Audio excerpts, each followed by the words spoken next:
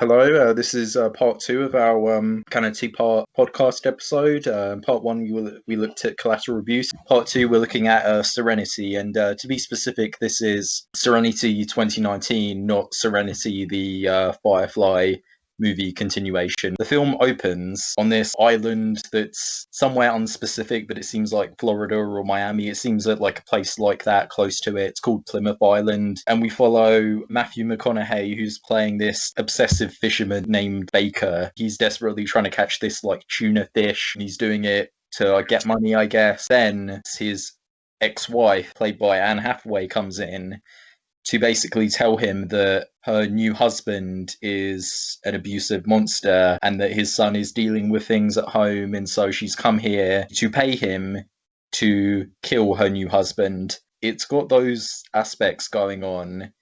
And for the first bit of it, you're also getting the sense that the son who's at home, that there's kind of a link between him and Baker, the McConaughey character. They kind of hint at this, like, I guess you could say, psychic connection. That's basically what it seems like. And in the meantime, you have this businessman with glasses who keeps on appearing, and he keeps on wanting to come to tell Baker character something, and we don't know what it is. But then, so that's all I'm going to reveal, because it's midway, about an hour into this movie, that there's then like this huge reveal, like this big reveal that completely upends the film. I don't think that this is a good film by any means, but it comes close to being so bad it's good. It's kind of got that feeling, like, whilst you're watching it, you just think to yourself, like, why the hell did actors like, Matthew McConaughey or Anne Hathaway or Jaimin Hunsu, is that how you say his name? How did, like, respectable actors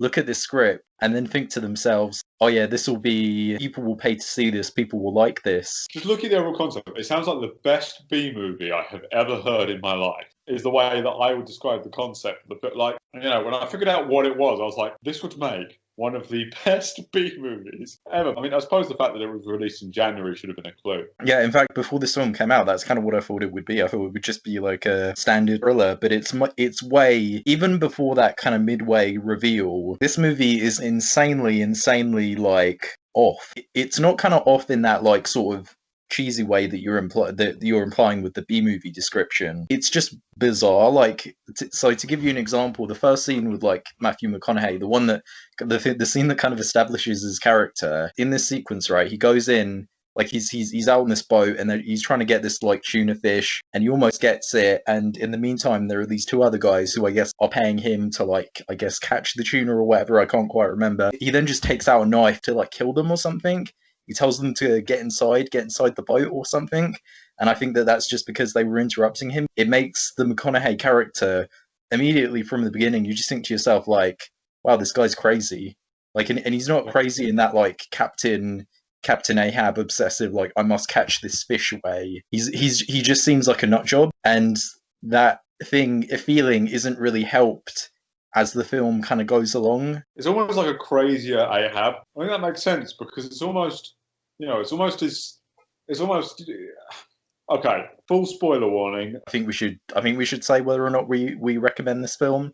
I think you should watch it without knowing what the review in the middle. Yeah, it's not a good film, but I'd almost say it's worth watching, because the concept is interesting, and I don't know, there's stuff I don't hate in this film. I just think for the concept alone, it's worth watching. Just go into it with lowered expectations. I would give it a similar recommendation. Yeah, okay. So, full spoiler warning. It makes sense though, because full spoiler warning here is, his character also almost makes sense, because it was a 12 or 13-year-old kid remembering his military dad, but not remembering him the last time I saw him, remembering him when he was fucking 3 years old on a fishing trip. That memory is going to be blurry as fuck.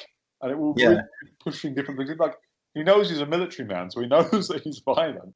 And he knows that he really likes fishing. And especially the kid who's read Moby Dick. You can almost see how he might have combined those three things into one just really odd, disconnected character. I think, to be fair, the bizarreness of the video game world there is, because it is obviously a video game and virtual reality at the end of the day. The bizarreness, if they'd maybe made some more hints towards the world not being so real, would have worked. I think the problem, again, it's the problem with every twist, they don't set it up right Like, there's not enough of the little cues that you'd need. On the one hand, this big reveal, it does add to the bizarre entertainment value that you kind of get from this film Yeah.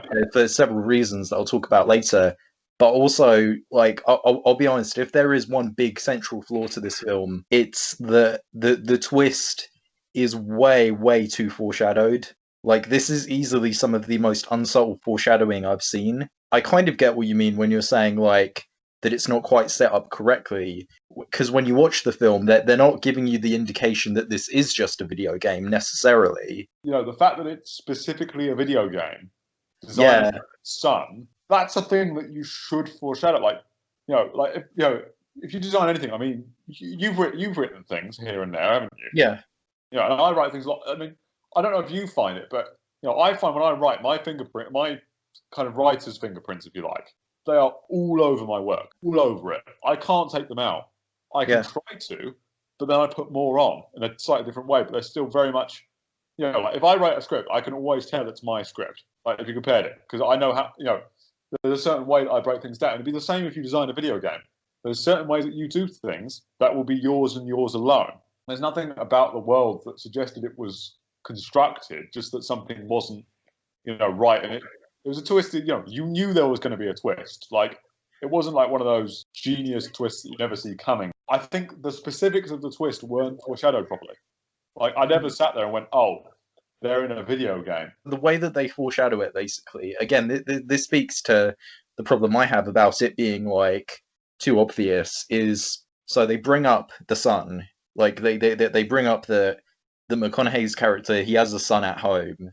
They bring up that he has invented this like kind of fishing game because of the abusive husband. They mention that that he has this abusive father and stuff. So they bring in these things, and they constantly cut to this kid, and they constantly show this like weird, again, kind of connection where it seems like certain things that McConaughey is doing, kid is also kind of doing. So they have this like link. Their father's son. You know that. So that's kind of what they're hinting at first, and you're thinking to yourself that it takes place in the same reality, kind of, but they go heavy enough with it that it eventually comes off like they're saying, "Oh, what's happening in the game is happening in reality," or something like that. They constantly have the business guy, coming like running up, trying to like tell him something.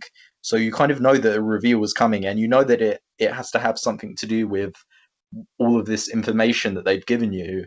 But to me, I feel like the film, it focuses too much on that, and it focuses on that to the point to where then the surprise of the mid reveal, it's not surprising because it's like unexpected. It's surprising just because it's so insane, because it's just so weird. I think part of the reason it's bizarre is because the world, it didn't feel real. It didn't feel constructed in that way. Like, as much as it was all centered around the sun and his fishing game, it was both foreshadowed and not foreshadowed simultaneously. And that annoyed me. Don't go on. It led to one or two interesting visuals, like when the game got redesigned at the end. That was fun. That was the most video gamey touch, definitely. And Matthew McConaughey's, to be fair, I'll give it this as well. Matthew McConaughey did well with it, to be fair to him. Like, with what he had. Like, ooh, I don't know if I agree, but let's talk about that in a moment. But yeah, continue. I didn't mind that last scene he had with his son. Just that was fairly emotional. I was like, okay, fair enough. Didn't particularly move me, but I could see it. And I was like, okay. I don't know. I think the problem with the film was that it was clearly trying to metaphor a kid escaping reality, a metaphor of reality, so that he could get out of it and live out his fantasies within the video game of what he would have wanted. That's what it was.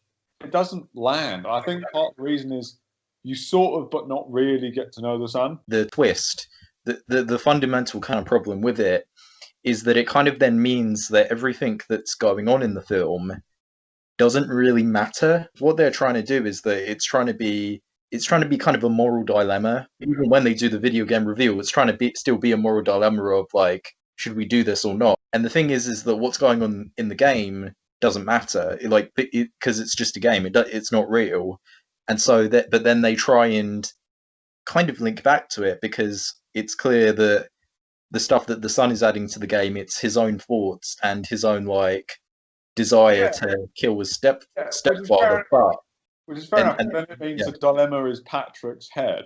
But the problem is because you don't see Patrick that much, you don't feel like he's making the choice. And, you're meant to be like cool. So Patrick and Dill are kind of the same, almost the same thing, except they're not, and it doesn't work because it's not like Dill is the son in the video game as well or anything like that. no, Dill is like his imaginary hero father. So Dill is essentially another puppet in Patrick's mind, but that doesn't help us get to know Patrick. We know what he's thinking. We don't know mhm. what he was like before that. We don't know what he is as a character outside of I want to kill my stepdad. Yeah, all we really get is that he loved his dead father, and that's kind of it, and the general kind of situation as well. But another problem, which was what I was kind of getting to, like the problem as well was that, like, as you were pointing out as well, that like the Baker character and the son, the Patrick character, that neither of them are the same. They do both. They both have this fictional apparition of his dead father kill his abusive father, and they have at the end the Patrick character actually kill his own father as well, his own abusive stepfather as well. But the problem is that him actually killing his own father in the way that they do it, it then kind of means that the moral dilemma aspect, it kind of undercuts it a bit because it shows it's like footage of his room at the end, and overlaid on top of it is this like kind of news report, and it's saying that he killed his stepfather in self-defense. So therefore, to me, what that then means is that the moral dilemma aspect doesn't really matter because he found a way to do it that would allow him to kind of get off scot-free, if you know what I mean. Yeah, exactly. It's like I suppose the moral dilemma, on a personal level, still matters because we know he chose to kill his stepfather. We get that. But if it did go down in a more self-defense situation, he didn't just stab him in the chest. And he stabbed him in the chest because he was being attacked. Then that takes a dilemma out of it because you could argue he had to, even though he planned to do it anyway. That wouldn't matter. And then it almost makes it acceptable. And I think that's a massive problem. You can't just murder your stepfather. Again, if it's in the heat of the moment, then it is in Yeah, self-defense. Then yeah, but if it's it was a it, pretty meditated thing, and maybe it was self-defense, maybe it wasn't, but they kind of they kind of sat there and went, yes, it's okay to plan to kill your stepfather. No, if it you isn't. don't do it, in the end, I guess, or if you find a way to do it that allows you to kind of get off Yeah.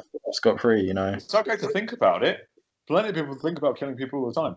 It's not Mhm. okay to actively plan it. The strongest aspect of it is the central idea because it almost is a parable about how people create art to act out and deal with their own personal desires and trauma, which is something that often influences a lot of screenplays and fiction and all that. It's by a writer who has all these personal thoughts and fantasies and desires, and they just want to put it into art because they know that they can't do it in reality. Which is fair enough. That's a lot. That's the appeal of like cinematic violence and things like that. Yeah, Talk kind of that, and stand-ins. Yeah, fine. But I think the problem is like when it shows that he killed him in pretty much the same way he had his character do it, that becomes a plan rather than a fantasy. If he hadn't done it, that might have been more acceptable because it wouldn't really have been a plan. It would have been like a thought experiment. Yeah, it would have been a bit disturbing, but it would have kind of shone a light on kind of the reality of things. That sometimes when things are bad, we imagine bad things, and art's a good yeah, way to get out. That's fine. But when yeah. you then have it do it, and then get away with it, it's like planned and committed a murder. That's not acceptable. Like, Yeah, even if technically in the end he was able to get away with it, it's like this kid was still clearly has some wise leads. In fact, after he's killed his stepdad, like what if somebody's picking on him at school and he does the same thing? What if yeah.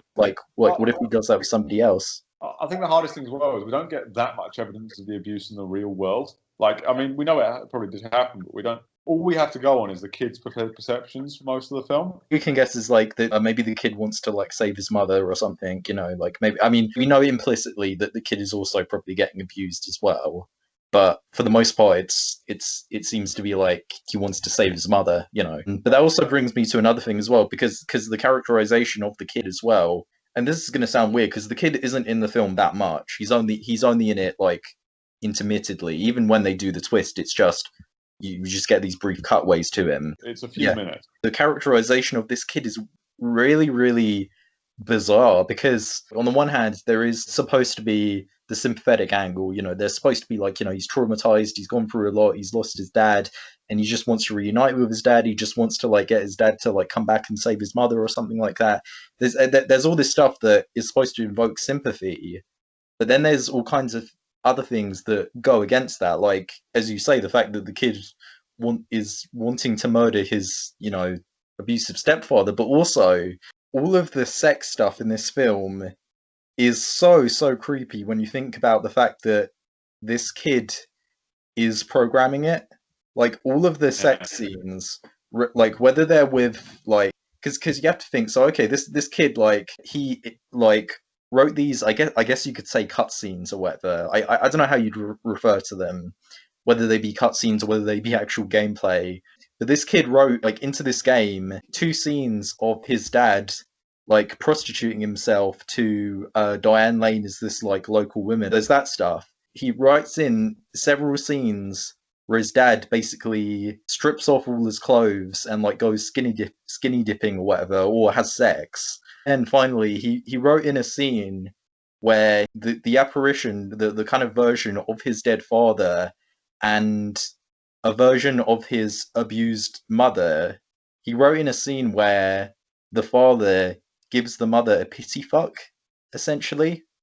Where, like in that bit on the boat, those scenes are all weird on their own. When you take into account that this little kid is doing it, you just think to yourself, like, this kid must have some fucked up fantasies. I don't know why he's doing this. I don't know why he's like putting in all of this erotic shit. And it would be one thing if it was just with random characters that weren't related to him, but he's doing it with like his family, and it's like, god damn, that's just icky. Like, I guess, yeah, it's like, it's a way that I think that what they're trying to do is show that he wants there to be the kind of, proper connection between his dad and his mum again. But showing it like that is just kind of like, obviously the kid has issues. We all get that. But it's a bit Yeah. like, really? I don't know one child that would imagine that. When you're a kid, and if you have any kids that like play video games or watch movies, they might have like sexual thoughts or whatever, but unless they're really messed up, they wouldn't have that stuff about their own family or like these versions of their own family that they're doing.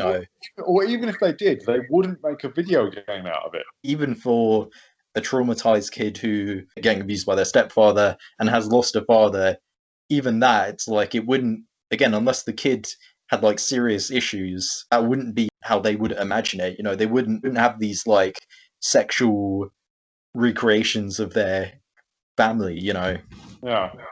And that doesn't seem to be his goal either. Like, that's not what he wants. So I don't, like, not necessarily, like, he seems to want his dad to come back, save his mum, and kill that. And he writes, and it's weird that it's a noir. It's written a very noir story that kind of makes a lot of the characters in his life, even including his mum, look bad. I guess that does show, he's kind of got an anger towards his mum, and maybe there's a slight Oedipal complex going on there. He also makes his dad seem like less of a good person as well. And that actually gets me onto the final like logic issue I have with the film as well. It's so the guy who wrote and directed this film, Stephen Knight, I don't know if he knows that when you like create a fictional world, just because you change it to add something new doesn't mean that then the characters are automatically, sentiently going to recognize that it's wrong.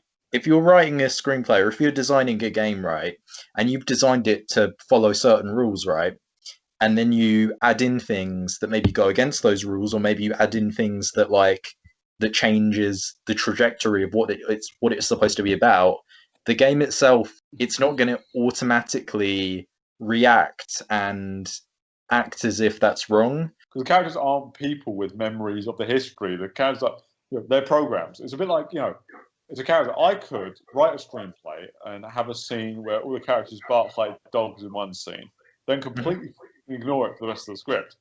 And the characters wouldn't notice anything was wrong because they don't exist. They are constructions, complete constructions. I'd understand it if somebody was like playing the game and maybe the game was programmed to recognize it if the player decided to do it. But the thing is that this game that you're seeing, it still seems like it's in the conception stage. So this kid, like the change that he's making to this game, it seems much more like what he's doing is he's just like rewriting it. So therefore, in addition to it being a fishing game, as it seems to just be, or a fishing game and a bunch of other mini games, it seems like now there's this kind of like murder plot that the player has to do. But the thing is that in the reveal, in the scene where they reveal it, the guy who they refer to as the rules, like the guy in the business suit, he's saying to McConaughey, like, the thing about this game is that nobody dies, or nobody's supposed to die on this island. But if the kid is changing it to make it so therefore somebody does have to die, then the game isn't just going to react to it. You know, the way, unless the kid wrote in that there would specifically be things to go against what he's doing. Like, Yeah, unless well, the kid specifically did that, which he could have done so, but then in general, the only way that the story of the film can make sense is if the kid very deliberately wrote in these conflicts, whether they be internal moral conflicts or whether they be more physical ones, like when Jamin Hunsu pays those people to injure the abusive husband in the game. Like when that happens, it's like you wonder, like, well, okay, so did the kid do that deliberately? Did he do that to help engineer this narrative or something? Because that would just, it's very confused. I think, obviously I get, a kid's mental state is obviously very confused Hmm. anyway, and you get some things that maybe are a bit more imaginative and unclear, and I get that, but like it almost doesn't seem to, like it should be functioning the way that it is.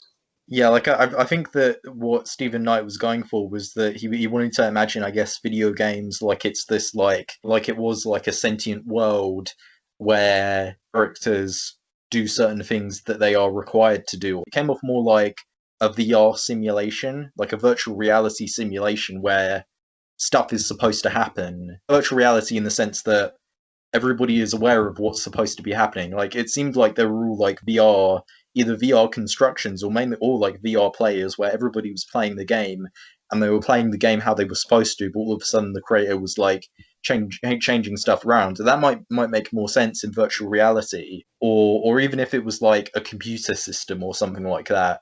If it was like a computer system where they're all like robots or computer programs, then that might make sense. And I know that in a video game they are kind of computer programs, but If he's still at the coding stage, though, if you're changing the actual code of the game and the programming, then that doesn't matter. Same with the computer program. If I change a computer program and I go deep into its like creation files and I change those, that mhm, computer program will change and not even realize it's changed. yeah, I Aware agree. of it, I can just shift it. It's not like a video game that he's playing. It's a video game that he's still making and he's still coding. Like, what could have maybe fixed this is maybe if he was like taking over another video game that somebody else made. It was an online game maybe, and there was some kind of hacking war going on. Like maybe the programmer on one side was like, no, hey, this weird kid is trying to change my game. I'm going to do these things to kind of prevent it, and then the kid is still trying to like get these things to like happen. Yeah. So I think so that could have made it work maybe. What I just have to get into as well is just how this film, it like the experience of it to me, it almost felt like watching a car wreck because it's just so crazy and so like, and it just doesn't work. It's kind of mesmerizing. You know, there's something about the film that is just like gripping, but not necessarily in the way that it's supposed to be. Because this movie, I mean, this film takes itself incredibly seriously. Like, I don't think that there is a single drop of humor to be found in this film. It takes itself so seriously, and that kind of just makes it funnier. You know, that just made me it like in particular the musical Yeah. score of this film is just really begging you to take this film seriously. It's really heavy, and and you have all these like kind of overly sentimental flashbacks of like McConaughey like fishing with his son and like fondly having happy times and stuff, and then you have that like ending scene as well that goes extremely sentimental and tries really hard to be emotional, but because of a lot of various flaws, it doesn't quite register with you. So therefore, you end up just like kind of bewildered by just the sheer craziness of it and the fact that it's trying so hard for you to take it seriously. You can take it seriously, but you need an element of this is a bit ridiculous. It's one of those where if it's acknowledged, you can then move past it. Because if you're in a video game, right, like you could take the piss out of games, because in video games there is plenty of stuff in it, like in cutscenes or in like dialogue interactions or whatever. Like there are plenty of things about games that are cheesy and like especially when you compare it to like how things work in reality, there are Yeah, several things that are cheesy and that you can mine for like laughs or something, or if not laughs, then you not can at necessarily least like love, at least just an aware. If it was a bit more self-aware, I don't mean self-aware in the way that it's done. Like, oh, you've got to make a joke about it every few minutes. I don't think they necessarily need to joke about it, but just even if it's just like an odd acknowledgement of this is an odd situation. Like you get it in serious films, like Taxi Driver. Taxi Mhm. Driver acknowledges how fucking ridiculous Travis Bickle is as a character, without compromising the story. It does because everyone is kind of aware that he is kind of a messed up person. It's like But this film doesn't have that ability. This film doesn't have distance, and I think that's yeah, what it needed. Throw in those little things like the world not responding to how the protagonist is seeing it, things like that, which is exactly what happens in more psychological films. If they had to construct this on a more psychological level with the kid, that could have worked, but they didn't do that. So what we're left with is an interesting concept of what it could have been. there's only one time that they kind of play with that angle of is Baker Deal crazy or not, but by that point it's like they've made it clear as day that he is actually a character in a video game and that everybody Yeah, else is. yeah, but at that point, Yeah. it doesn't matter if Baker Dill is crazy. That doesn't Yeah, matter.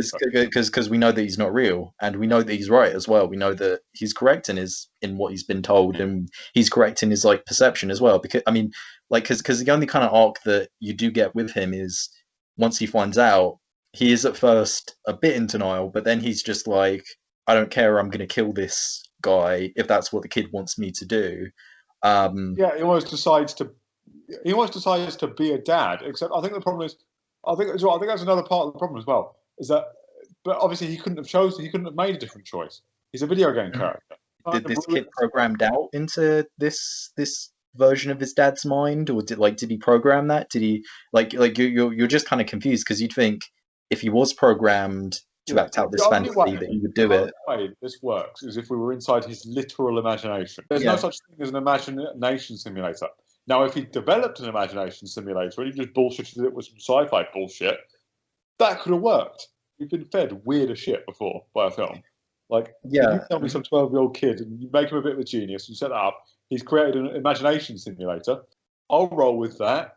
And then the film suddenly becomes interesting. And then all of this stuff becomes more authentic. Even, unfortunately, even the weird sex stuff in the film, it becomes like one of those weird thoughts that can exist in the back of a head. yeah, Like and that invades I the don't know mind. if you've read Whisper Confessions or anything like that, but weird No, I shit like haven't. that comes out in those.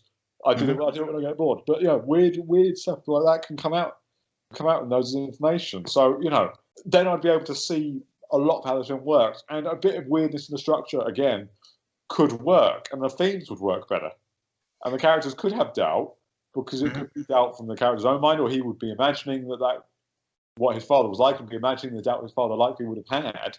It would have worked. But if you construct it as a character Hmm. and program it into a video game, it suddenly doesn't work because there is no sentience. I mean, imagine your imagination can give someone something else sentience. For example, I could imagine my best friend as my worst enemy pretty easily. I can imagine that. I can imagine them making choices and the reasons they'd make those choices. I can do all of that in my imagination.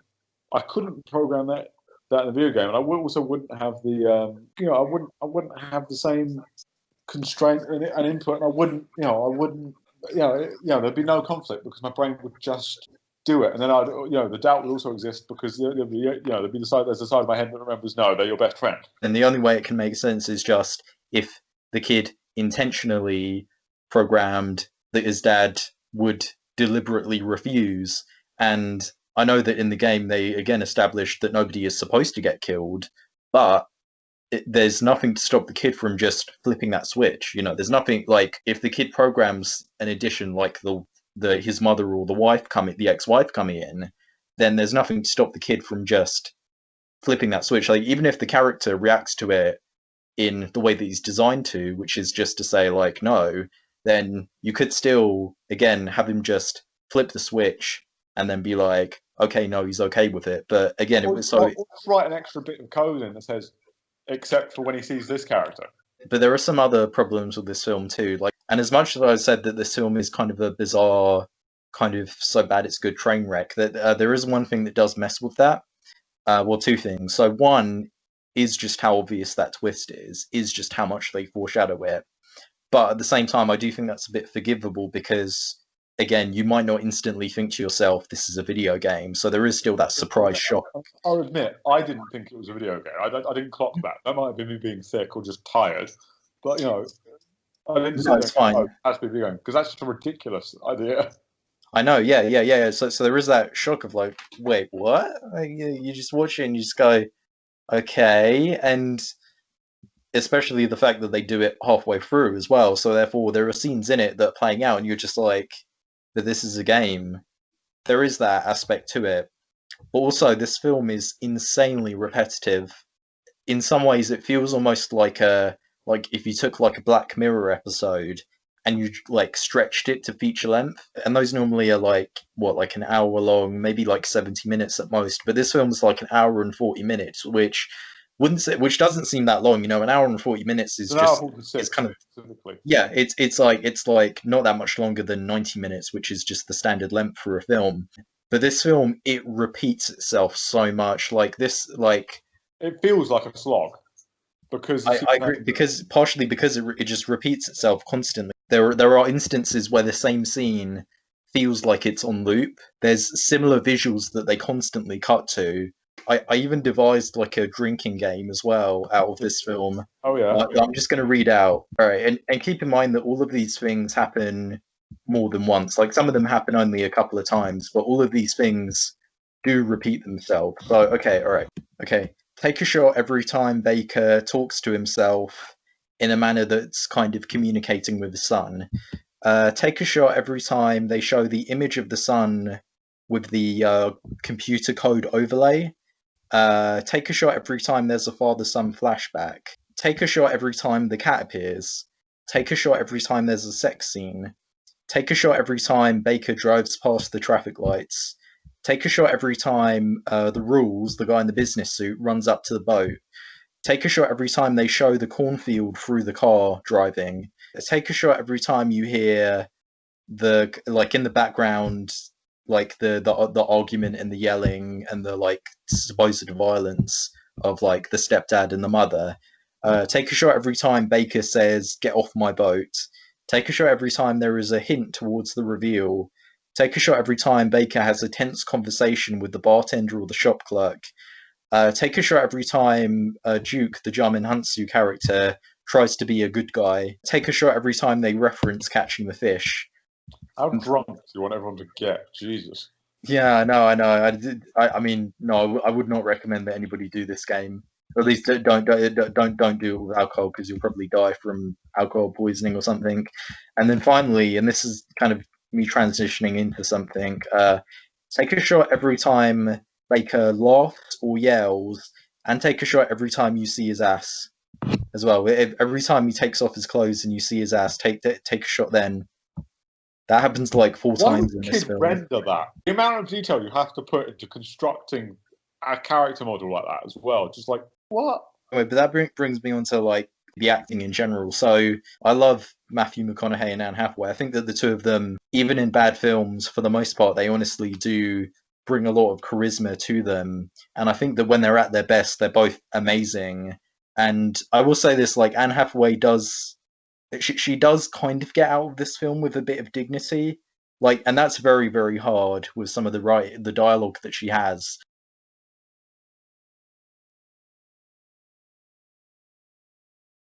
So I wanted my daddy to catch me a big fish today. I spent so long planning this, all those nights on the internet. I'm so sad my dream's not gonna come true. Oh, baby, I'm not pretty bad, baby. Okay.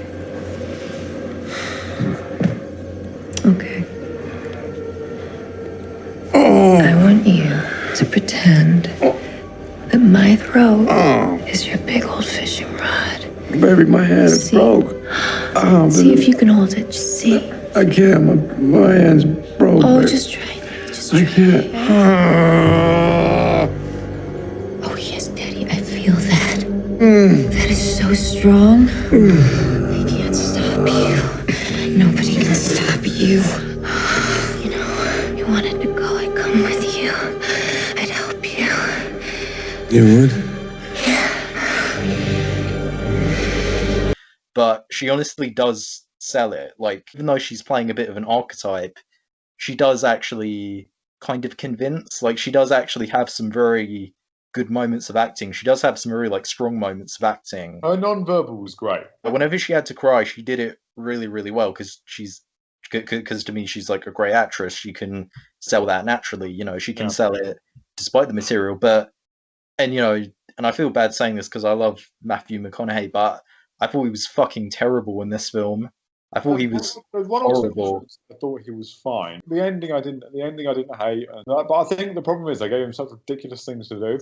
It is definitely the material, but it's also kind of the direction as well. Because like, I've never seen a performance from him that's just so off.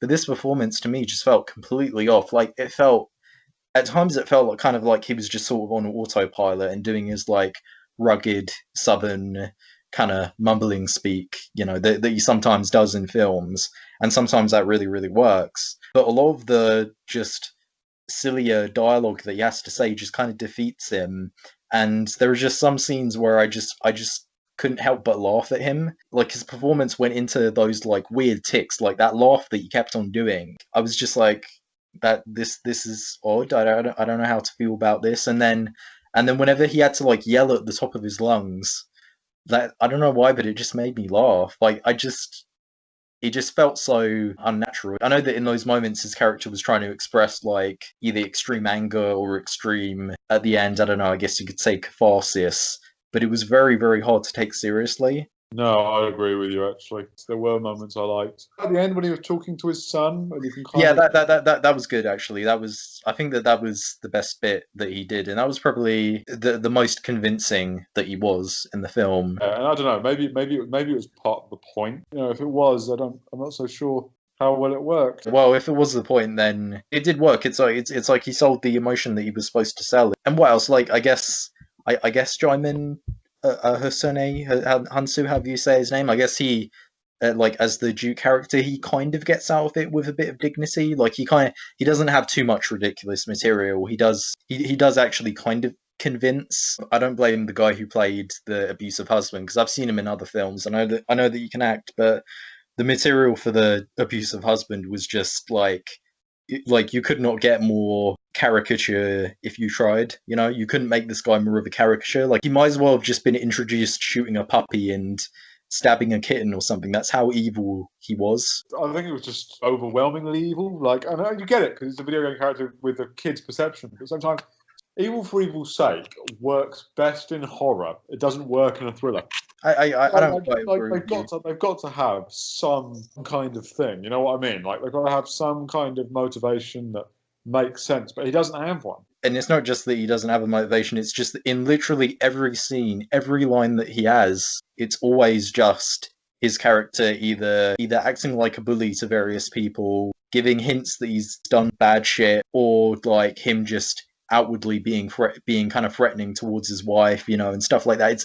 It's just nothing but that. And when you have nothing but that, it's just, again, it is just kind of hard to take seriously, because you think to yourself, like, Jesus, like, you can say it's justifiable, obviously, but it's just can't take it seriously. And I do think that maybe if the performance worked a bit more, then maybe that character could have been genuinely menacing, but he wasn't. He was just kind of a cartoon. Yeah, no, I do agree with you. To be fair, I don't really like a lot of the actors' performances anyway. I mean, I thought that him and was it Jason Clarke, I think his name is the abusive husband. I thought that him and McConaughey were the two ones that, although their performances were wildly off and over the top as hell, they did add a bit of entertainment value. The other ones were trying to take it seriously, but it wasn't really working. It's a film that's weighed down by a lot of problems, but it's just bizarrely fascinating. It's not what I'd call like a so bad it's good like classic or anything. This isn't like The Room, or for recent examples like The Fanatic or anything like that. It's not one of those films where it's funny from beginning to end. Like this film, again, it does have its moments where it is kind of a drag and where its problems kind of rear their ugly head, and you just think to yourself like, wow, this isn't working. But it also just has these moments where you're just kind of bewildered and where you're just sort of laughing. It does have an interesting concept. But that kind of is what makes it like fascinating as well, because it is prominent enough to where you can think about how it could have been executed a bit better. It is kind of like Collateral Beauty in the sense that it thinks it's so much smarter than it is. But unlike Collateral Beauty, where that was kind of annoying, in this case, it hooks you. The sheer earnestness and the sheer pretentiousness of it is a bit mesmerizing. Well, what do you think? Did you think it was a hook, or did you think it was kind of a problem? Kind of both. I mean, on the so bad it's good level, it's a hook. But if that's not your cup of tea, if you don't really do so bad it's good films, then it's a massive problem. Depends on if the central idea is thought provoking enough for you to like kind of be able to look past some of the icky, more awkward elements. But in general, it's like you have this great idea for a film, you have this really strange, awkward execution. It kind of depends on what you're there for. Are you there for the interesting idea, or are you there for the strange and awkward execution? I mean, if you are there for the strange and awkward execution, then it's not quite bad enough, because to be fair to the film, it's not necessarily like ineptly made. It looks good. It does look very, very good. There is a sense that it is being taken seriously. There is a sense of ambition here, but it's ambition that's being added to, again, as I said before, strange and awkward material.